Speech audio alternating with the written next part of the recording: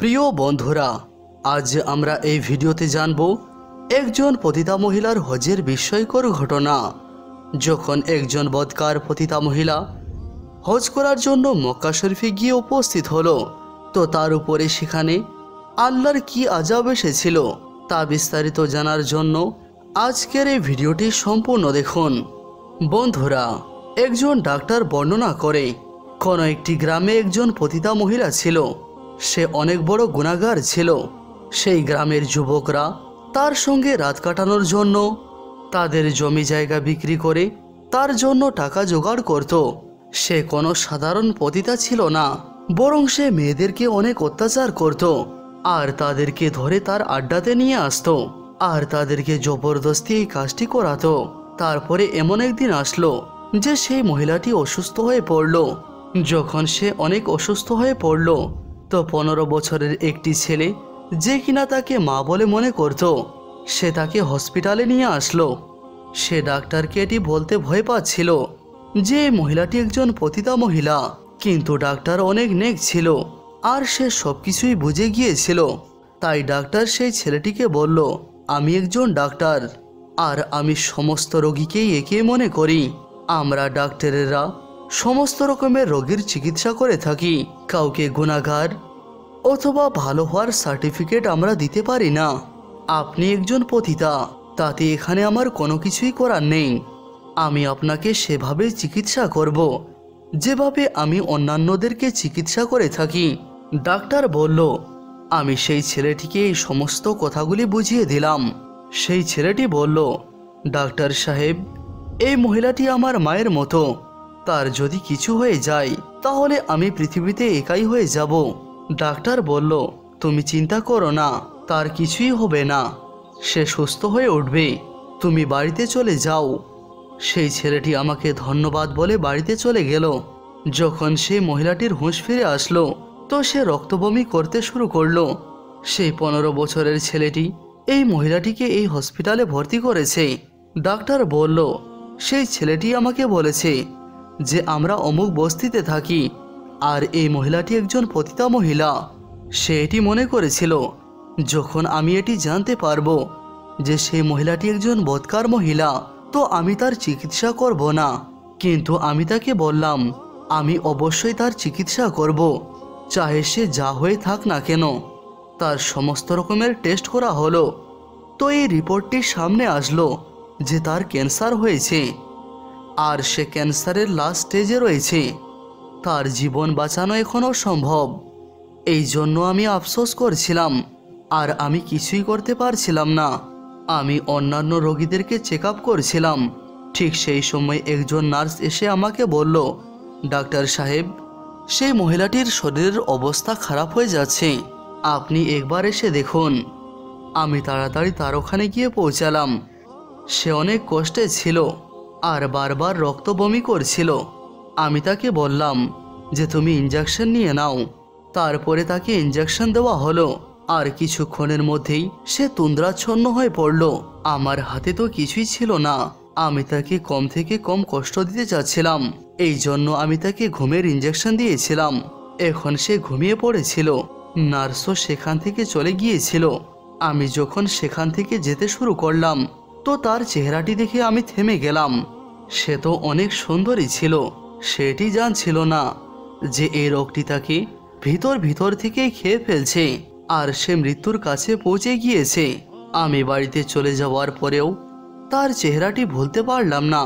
পরের দিন যখন আমি হসপিটালে পৌঁছালাম, তো তার রিপোর্টগুলি দেখে আমি এমনটা মনে করলাম যে সে আর বেশি দিন বাঁচবে না। আমি তাকে কষ্ট দিতে চাচ্ছিলাম না। যখন আমি তার ওয়ার্ডে পৌঁছালাম, তো সেই সময় সে জাগ্রত অবস্থায় ছিল। তার মুখে একটি সুন্দর মুচকি হাসি ছিল। আমি বললাম, আজ আপনি অনেক ফ্রেশ বলে মনে হচ্ছেন। আমার কথা শুনে সে মুচকি হাসি দিল আর বলল, আমি অনেক দুঃখ কষ্ট সহ্য করেছি। সে বলল, আমাকে সাধারণ মহিলা মনে করবেন না, আমি জীবনে অনেক দুঃখ কষ্ট সহ্য করেছি। আপনি আমাকে আমার রোগের সম্বন্ধে বলুন, আমি বিন্দুমাত্র কষ্ট পাব না। আমি আমার রোগের কথা শুনে কান্না করতে শুরু করব না। আমার কিছু কাজ বাকি রয়েছে, যেগুলি আমি মৃত্যুর পূর্বে করতে চাই। আমি আমার কাজগুলি সম্পূর্ণ করার পরে মরতে চাই। এটি শুনে আমি তাকে বললাম যে তোমার ক্যান্সার হয়েছে আর তুমি ক্যান্সারের লাস্ট স্টেজে রয়েছ। এটি শোনার পরেও সে মুচকি হাসি দিল। অর্থাৎ সে যে বলেছিল যে সে তার রোগের কথা শুনে কান্না করবে না, সত্যি সে কান্না করল না। সে জিজ্ঞাসা করল, আমি আর কতদিন বেঁচে থাকব? আমি তাকে বললাম, জীবন এবং মৃত্যু তো আল্লাহ তাআলার হাতে। কোনো কোনো সময় এমন হয় যে অসুস্থ লোক জীবিত থাকে, আবার সুস্থ লোক মৃত্যুবরণ করে। কিন্তু তোমার রিপোর্ট তো এটি বলছে যে তোমার হাতে সময় অনেক কম রয়েছে। আমরা সঠিক করে কিছুই বলতে পারবো না, কেননা আল্লাহ তাআলাই ভালো জানেন। সে মুচকি হেসে বলল, ডাক্তার সাহেব, আপনাকে অনেক ধন্যবাদ। আপনি আমাকে সত্য কথা বলেছেন।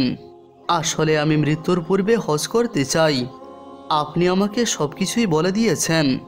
এই জন্য আমি হজে গিয়ে আপনার জন্য দোয়া করব। আমি মুচকি হাসি দিয়ে সেখান থেকে চলে গেলাম।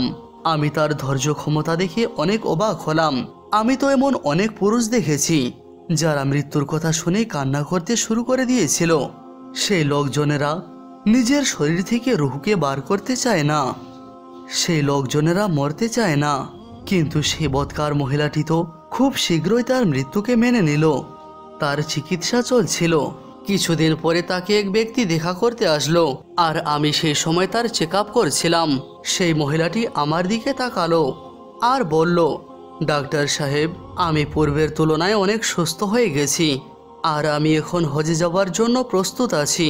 এখন আমি তাড়াতাড়ি ক্লান্তও হয়ে পড়ি না। অনেকক্ষণ ধরে আমি বসেও থাকতে পারছি, আর অনেকক্ষণ ধরে হাঁটাচলাও করতে পারছি। আমার মনে হচ্ছে আমি ধীরে ধীরে সুস্থ হয়ে যাচ্ছি। আমি তাকে বললাম, আরও কিছুদিন তোমার চিকিৎসা হবে, তারপরে তুমি হজ করতে যেতে পারো। এই কথা শুনে তার পাশে দাঁড়িয়ে থাকা লোকটি হাসতে শুরু করলো। তার হাসির মধ্যে বিদ্রুপ ছিল। সে বলতে লাগলো, 100টি ইঁদুর খাবার পরে এখন বিড়াল হজে যাচ্ছে। ডাক্তার সাহেব, সে তো একজন পতিতা মহিলা। সে তার জীবনে অনেক গুনাহ করেছে। সে অনেক বদকার মহিলা।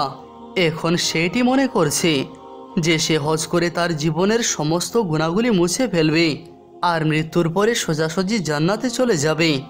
আপনি তাকে জানিয়ে দিন, সারা জীবন গুনায় কাটিয়ে হজ করলেই জান্নাত পাওয়া যায় না। ডাক্তার সাহেব বলেন, আমি তার কথা শুনে অবাক হয়ে গিয়েছিলাম। আমি তাকে জিজ্ঞাসা করলাম, আপনি কে? সেই লোকটি বলল, এই মহিলাটি যে পতিতালয়ে থাকতো, আমি সেখানেই কাজ করি। আপনি আমার কাজ বুঝতে পারবেন না, এই জন্য আমাকে প্রশ্ন করবেন না। আমি তাকে বললাম, আমি আপনার কাজ বুঝতে পারবো না। আপনি কি আল্লাহর কাজ বুঝতে পারবেন? আমরা কাউকে জান্নাতি অথবা জাহান্নামী কি করে বলতে পারি? এটি আল্লাহ তাআলার কাজ, তাই আল্লাহকেই এই কাজটি করতে দিন। সে লোকটি বলল, ঠিক আছে, আমি কিছুই বলবো না, কিন্তু আমার কথাটি স্মরণ রাখুন, যদি পতিতারা জান্নাতে যায় তাহলে সেই মহিলাটির সঙ্গে কি হবে যে সারা জীবন আল্লাহর ইবাদত করে কাটিয়েছে। তারপরে সে বলল, ডাক্তার, যত টাকা লাগে লাগুক, আপনি একে ঠিক করার চেষ্টা করুন। সে আমাদের পতিতালয়ের মালকিন। এটি বলে সে লোকটি সেখান থেকে চলে গেল। আমি সেখানেই দাঁড়িয়েছিলাম। সে লোকটি সেখান থেকে চলে যাবার পর মহিলাটি অঝর নয়নে কান্না শুরু করলো। আমি তাকে জিজ্ঞাসা করলাম, কি হয়েছে, তুমি কান্না করছো কেন? সে বলল, আমি জান্নাতে যাব না, আমার মাফ হবে না, আমি মাফ পাবো না। আমি তাকে জিজ্ঞাসা করলাম, তুমি এমনটা বলছো কেন? সে বলল, সেই লোকটি আমাকে বলে গেল যে আমার মাফ হবে না, আমি জান্নাত পাবো না। সে তো সত্যি কথাই বলেছে। আমি তাকে মুচকি হেসে বললাম, কোনো মানুষ জান্নাত অথবা জাহান্নামের ফয়সলা করতে পারবে না, দুঃখিত হয়েও না।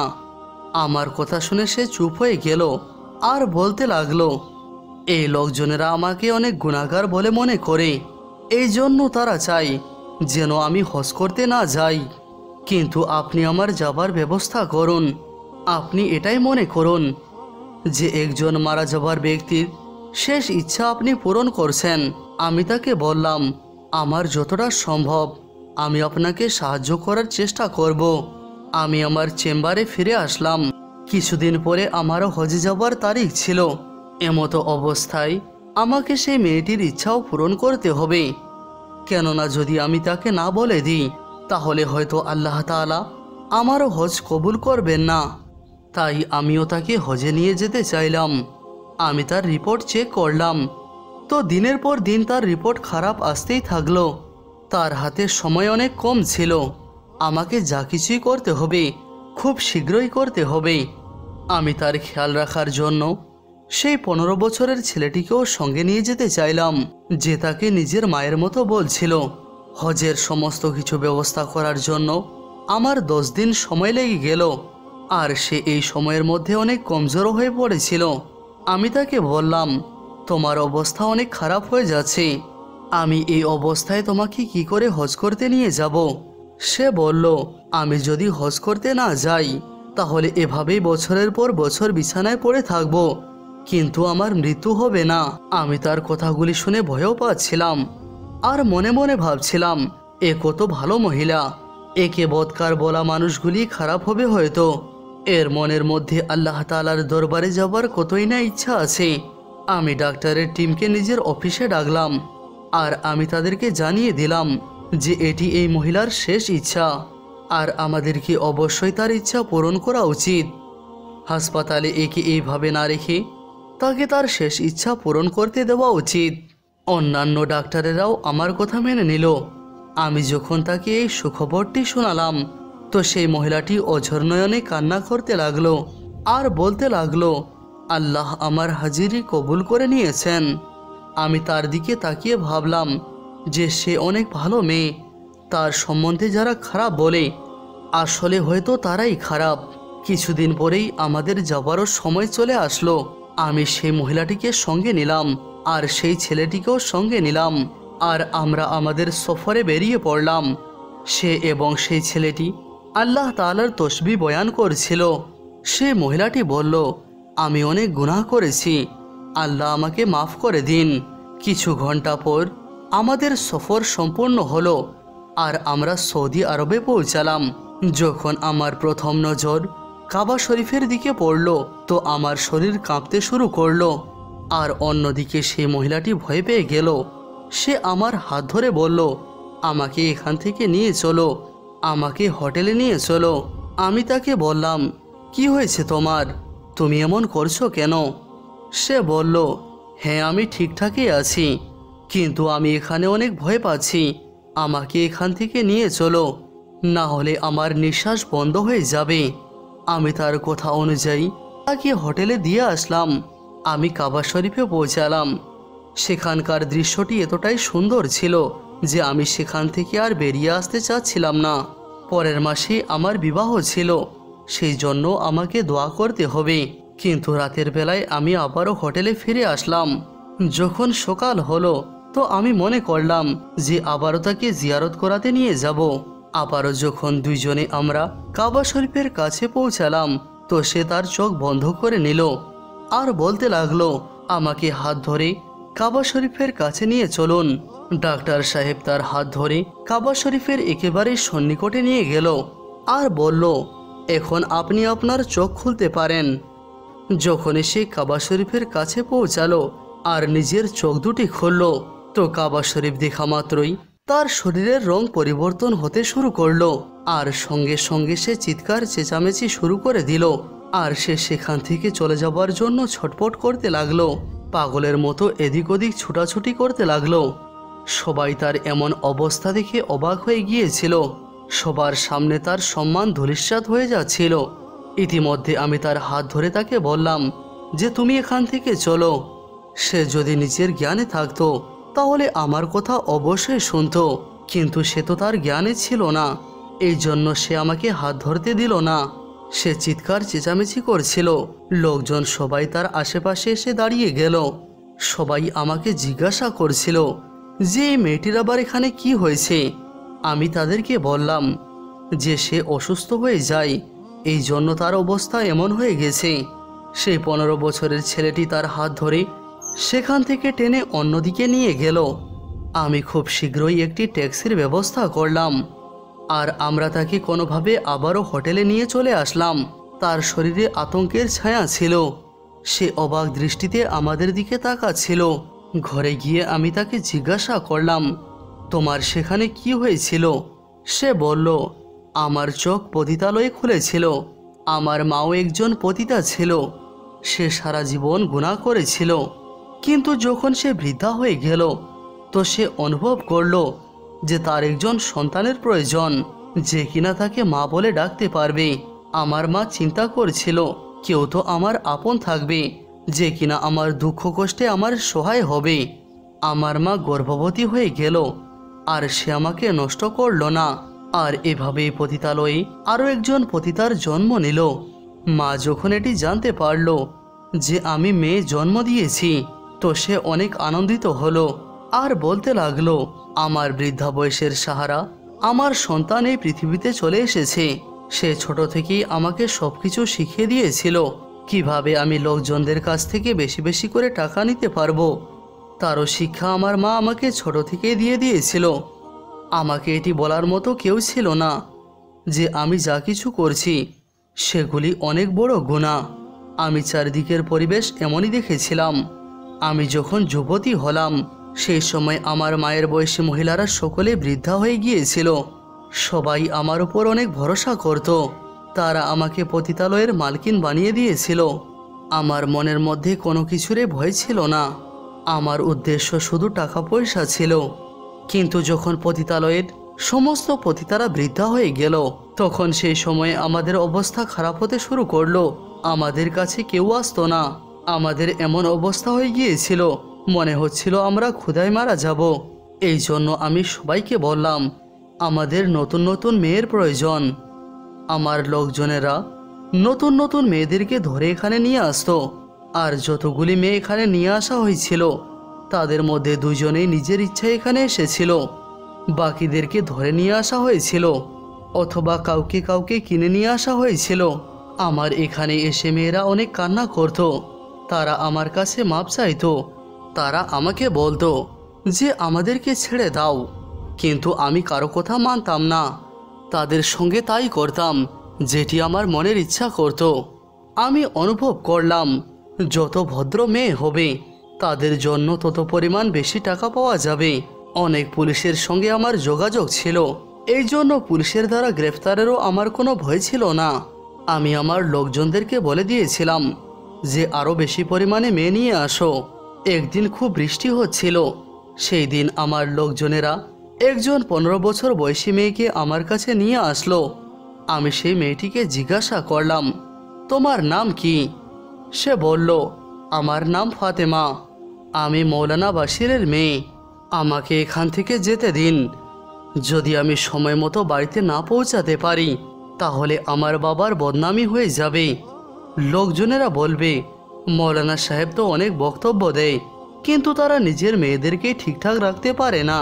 কেউ এটি জানতে পারবে না যে আমাকে জবরদস্তি ধরে নিয়ে আসা হয়েছে।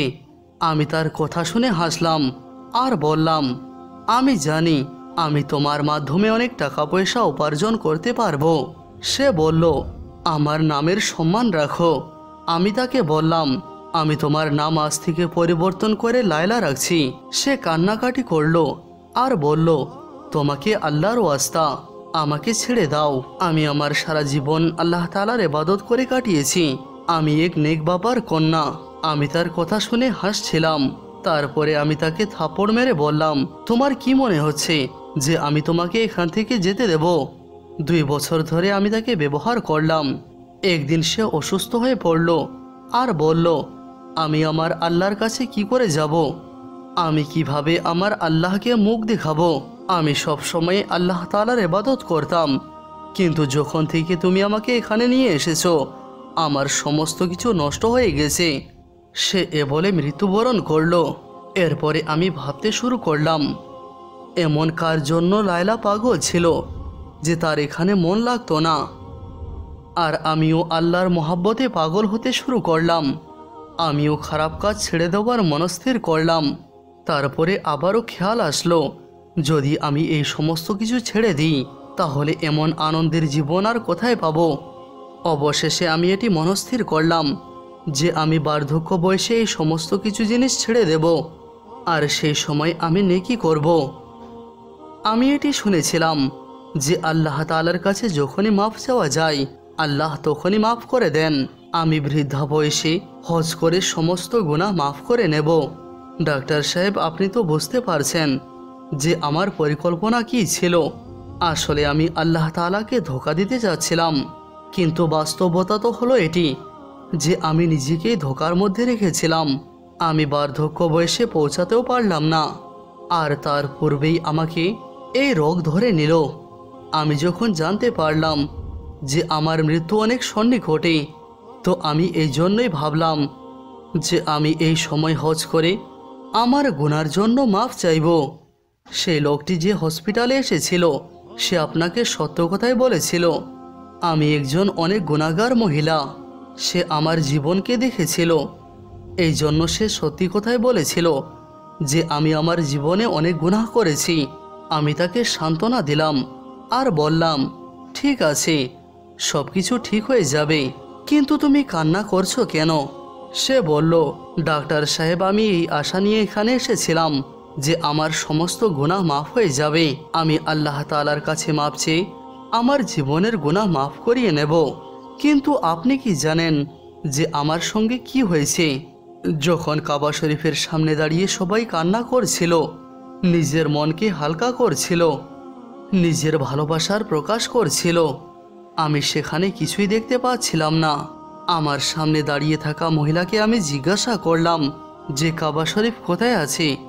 তো সে বলল, তুমি তো কাবা শরীফের সামনেই দাঁড়িয়ে আছো।